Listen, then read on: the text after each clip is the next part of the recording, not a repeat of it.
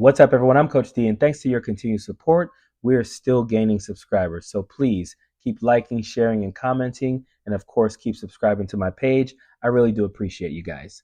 So as you can see, I'm not in my normal space today. We're traveling, and I tell you that we're traveling because I have a funny story about that. So I'm traveling with my team. We're traveling about 2 hours from the college to a cross country race, and we have an event tonight. So we're staying the night over, and we're running tomorrow morning.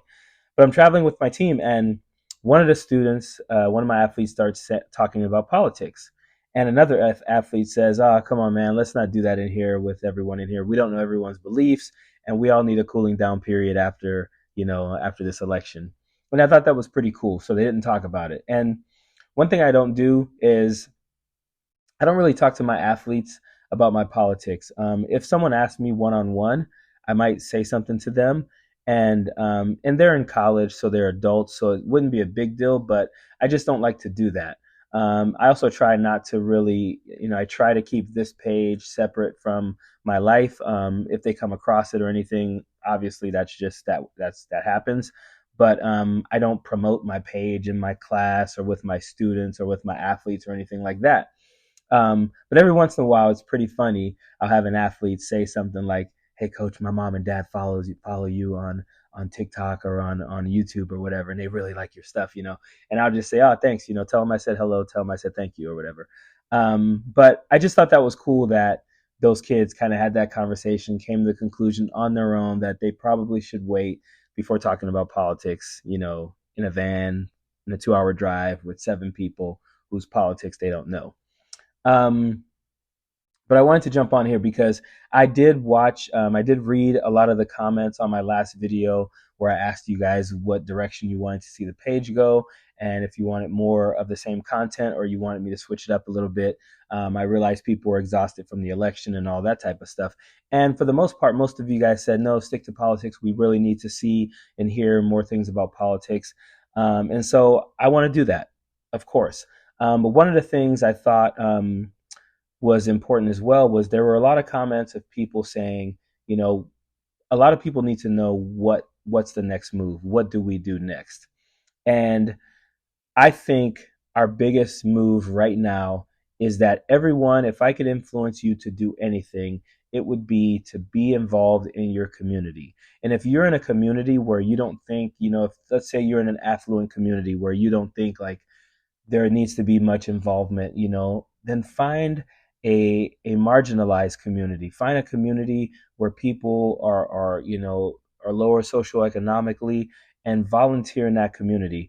Because I think the more that we do to help kids prosper in this country, the better their lives are going to be and the better we're going to be able to navigate this situation for the next 4 years or whatever, right? And when I say that, I mean like I've been an educator and a coach for over 25 years now. And one thing that I have always done is that I will not. So I've also been a personal trainer. I kind of have a little bit of ownership in a gym in my town. But one thing I've never done is I've never turned a kid away. So if I was training someone, for instance, doing personal training, and they said, "Hey, I have a friend. They want to get some training, but I don't know if they'd be able to afford it or whatever." I tell them, "Let the kid come." And I've and right now, the person who I kind of have a part ownership in their gym with, he owns a gym, and he started out as a kid who I trained for free. And he always tells people the story that I just called him in and I said, "Listen, if you're willing to show up every day and do what I ask of you, I'm going to train you, and you don't ever have to worry about giving me any money." And typically when I do that for kids, at the end of it all, they'll try to like wash my car or come over and wash my windows on my house, do something for me, and I've always thought that was a cool gesture. But go out and do things for people. I don't tell you guys this to brag or to have you say, "Oh, good job, Coach D." I don't care about that. For 25 years, I've been someone who has been in service. Like I've been someone who has been in my community and tried to help as much as I can. But even though I feel like after the election, I need to do more as well. Um, marginalized communities need us. Kids need us. Kids who are struggling financially, emotionally, socially, they need us. We're going to have a lot of kids struggling with that.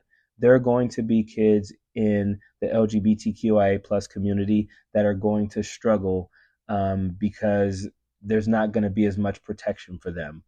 There are kids, black, brown, communities that are going to need more resources. They're going to need more support because they're going to struggle because the resources and the support won't be there as much for them in schools and so forth.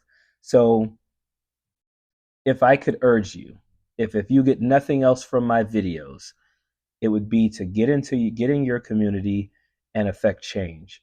And by doing that, you help people who may not have had the upbringing or the backing that you've had. You help people who need it.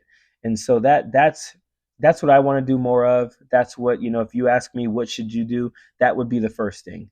I think we should all get involved in our local elections. I think we should all be engaged in what's going on locally. That way we can affect, what goes on at the national level. A lot of your local mayors and city council members are the people who run for your state senates and then go on to run for your Congress. So if you can affect change at the local level, then that will kind of make, that you'll see those changes happening at the federal level as well. So, one, get in your community, help marginalized communities, help kids, try to get them to be the most successful, more prosperous as you possibly can. And number two, get involved in your local government. Get involved, like go to meetings, speak out, do things in the community where you're influencing people to be empathetic people, to be better people.